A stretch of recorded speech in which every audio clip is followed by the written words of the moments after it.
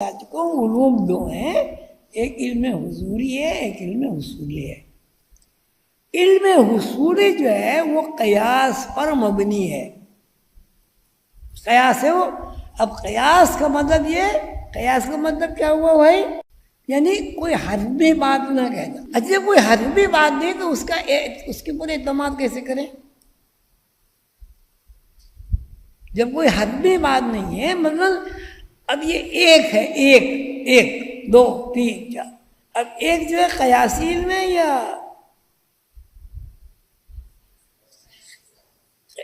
تو ہمارے قیاس میں کیسے اعتماد کریں؟ پھر تو دو بھی قیاسی ہوا، تین بھی قیاسی ہوا، 10 بھی قیاسی ہوا۔ میں نے آپ کو بتا چکا ہوں، سمجھا چکا ہوں، علم دو ہیں۔ ایک علم قیاسی ہے، اس کو مفروضہ بھی کہتے ہیں، یعنی فرض کر لیا گیا کہ یہ ایک ہے۔ تو اگر کوئی دوسرا آدمی ہوشیار سمجھدار ہو اور کہتے ہیں فرض کرو یہ دو ہے، اب کیا ہوگا؟ اور اس دو کو سب مان لیتے ہیں تو ایک کی کیا حیثیت ہوگی؟ کیا حیثیت ہوگی؟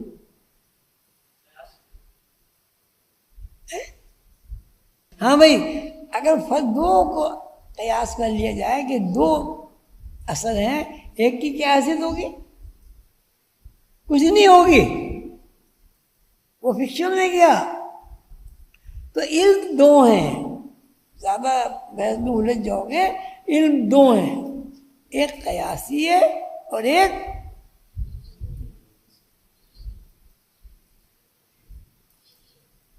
قیاسی ہے، مفروضہ ہے، فکشن ہے، اور حقیقی اور اصل اور کوئی اصطلاح بتاؤ، اور علم حضوری۔ تو اب علم دو ہیں، ایک علم حضوری اور ایک علم حصولی۔ اب علم حصولی فکشن ہے، یعنی قیاس کیا گیا ہے، تسلیم کر لیا گیا کہ ایک ہے، بس ان کا ایک ہے، اب ایک چل رہا ہے۔ تو کچھ لوگوں نے تو قل هو اللہ احد کا ترجمہ کرتے ہوئے بڑے پریشان ہوتے ہیں، اللہ کو ایک نہیں کہتے۔ کہتے ہیں اگر ہم نے اللہ کو ایک کہہ دیا تو ایک تو محدود ہے اللہ۔ اب اس کے پھر وہ ترجمہ کرتے ہیں، کوئی یکتا کرتے ہیں، کوئی نرادھار کرتا ہے، کوئی کچھ کرتا ہے، کوئی کچھ کرتا ہے، کوئی کچھ۔ لیکن مفروضہ علوم کی چھاپ اتنی زیادہ مستحکم اور مضبوط ہے کہ اس سے ہم نکل نہیں سکتے، اس لیے اس کو ماننا پڑے گا، تسلیم کرنا پڑے گا کہ بھئی ہاں ایک علم ہے جو قیاسی ہے، مفروضہ ہے، فکشن ہے، خیالی ہے، احساسی ہے، کچھ بھی کہہ دیں اسے، اور ایک علم حقیقی ہے، بس وہ ہے۔ اس میں یہ نہیں کہ ایسا کیوں ہے ویسا کیوں ہے، تو دوسری بحث میں چلے گئے۔ ہاں، حضرت ابوبکر واسطی کا قول ہے کہ رائے حق میں حق خلق نہیں اور رائے خلق میں حق نہیں۔ اب اس کی تشریح یعنی یہ بندے حواس کا دعویٰ تو کرتے ہیں، کہتے ہیں ہم بڑے عقل مند ہیں، ہماری سمجھ ہے، ہماری عقل ہے، ہماری دانائی ہے، ہماری دانش ہے، ہمارا ادراک ہے، ہماری فہم ہے، ہماری تھنکنگ ہے، وہ تو کرتے ہیں۔ لیکن بشریت کا جب تذکرہ ہے، سب سے پہلے سوال یہ ہوگا کہ بشریت کیا ہے، جبھی تو آگے چلیں گے۔ اب بشریت آپ کہہ دیں گے کہ بشریت کہتے ہیں آدمی کو کہتے ہیں بشر، حالانکہ بشر ہر مخلوق بشر ہے، لیکن آدمی کے لیے بشریت کی اصطلاح مخصوص ہو گئی ہے، بشر آدمی ہے۔ اب دیکھیے آدمی کیا ہے؟ تو آپ یہ بتا دیں گے آدمی دماغ ہے، آدمی آنکھ ہے، آدمی ناک ہے، آدمی کان ہے، آدمی دل ہے، آدمی پھیپھڑے ہیں، آدمی تلی ہے، آدمی پتا ہے، آدمی مثانہ ہے، آدمی ہاتھ ہے، آدمی پیر ہے، آدمی ناخن ہے، آدمی ادراک ہے، سوچ ہے، عقل ہے، فہم ہے، سب کہہ دیں گے۔ لیکن پھر یہ سوال پیدا ہوتا ہے کہ یہ سب چیزیں جس کو آپ بشر کہہ رہے ہیں یہ فی الواقع کیا ہے؟ اس کا کوئی جواب ہے کسی کے پاس؟ آدمی فی الواقع کیا ہے؟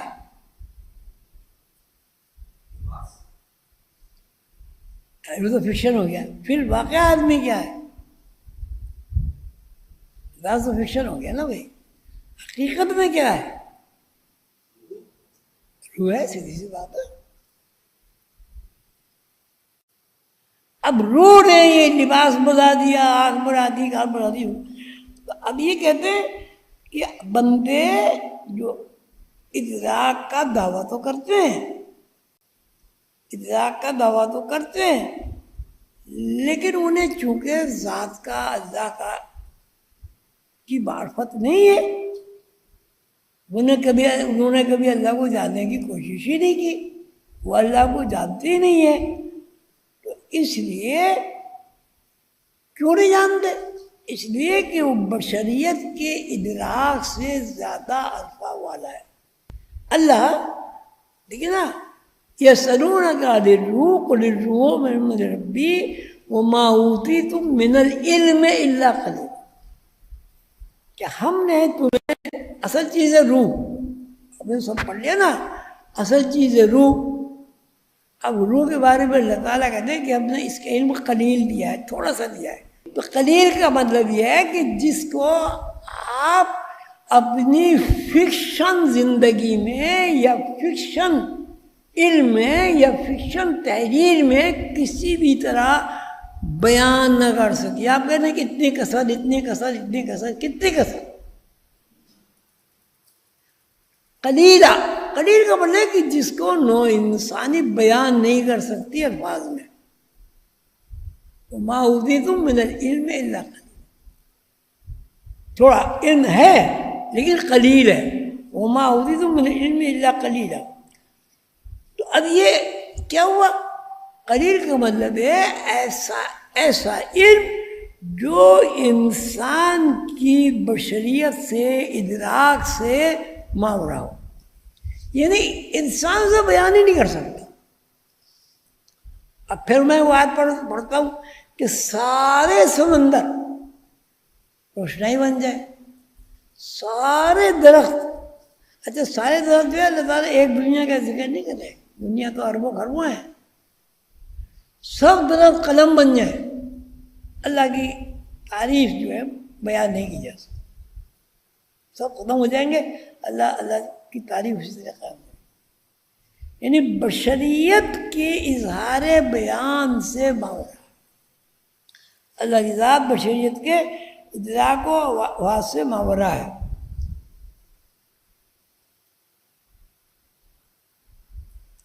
اب اس کو اور آسان لفظ میں یوں کہہ سکتے ہیں، یعنی ہم یہ کہتے ہیں کہ اللہ واحد ہے، اللہ واحد ہے، اس کو کہتے ہیں توحید، توحید کا پرچار کرنا۔ تو توحید انسانی عقل و شعور کی ایک حد ہے، اس حد میں توحید کو بیان کیا جا سکتا ہے۔ اللہ تعالیٰ کی تو یعنی اتنے عرفہ والا ہے اللہ تعالیٰ کہ ان کو کسی طرح بیان نہیں کیا جا سکتا۔ باقی جو آگے مثال انہوں نے اچھی دی ہے کہ جس طرح ایک پیالی میں گلاس نہیں سما سکتا، ایک گلاس میں مٹکا نہیں سما سکتا، ایک مٹکے میں تالاب نہیں سما سکتا، ایک تالاب میں سمندر نہیں سما سکتا، ایک سمندر میں سارے سمندر نہیں سما سکتا۔ مثال ہے کہ اللہ تعالیٰ کی جو ماورا ہے اس کی ذات کو کسی بھی طرح آپ بیان نہیں کر سکتے، اور اس کا ادراک بس اتنا ہے کہ اللہ تعالیٰ ہے. لیکن ایسا نہیں ہے کہ اللہ تعالیٰ کا کوئی دیکھ نہیں سکتا، اللہ تعالیٰ سے کوئی باتیں نہیں کر سکتا، اللہ تعالیٰ سے کوئی سجدہ نہیں کر سکتا روبرو اللہ تعالیٰ کے جا کے. لیکن جتنا بھی کچھ اللہ تعالیٰ نے علم دیا وما اوتیتم من العلم الا قلیلا، وہ قلیل علم ہے. اللہ تعالیٰ کو پوری طرح انسان کے اندر سما نہیں سکتا. اب اس قسم کے جو لوگ ہیں جو اللہ تعالیٰ کی صفات سے واقف ہو جاتے ہیں، ایسا بھی گروہ ہے جو اللہ تعالیٰ کی ذات سے واقف ہو جاتا ہے، ان کو اللہ تعالیٰ کا دوست کہا جاتا ہے.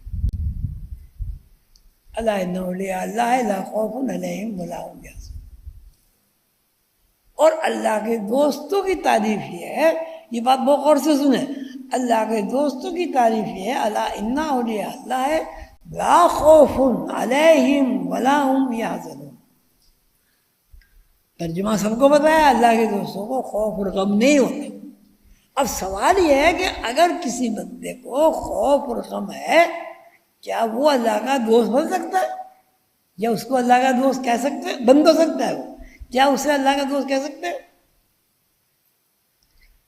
تو اب اس سے یہ سارا مفہوم یہ واضح ہوا اس کا کہ اللہ سے دوستی کرنے کے لیے ضروری ہے کہ آپ کے اندر خوف اور غم نہ ہو.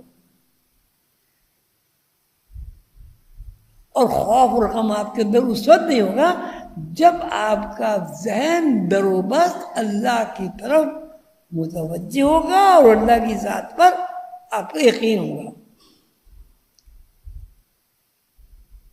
روایت میں بھول رہا ہوں یار کیا ہے.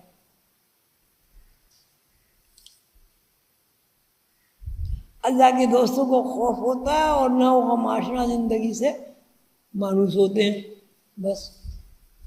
اب اگر کسی آدمی کے اندر خوف ہے، غم ہے، پریشانی ہے، تو کیا وہ اللہ کا دوست ہے؟ کیوں بھائی؟ جب وہ اللہ کے دوست نہیں ہے تو کیا وہ جنت میں جا سکتا ہے؟ تو ہم کہاں بیٹھے ہیں سب لوگ، کیا کر رہے ہیں؟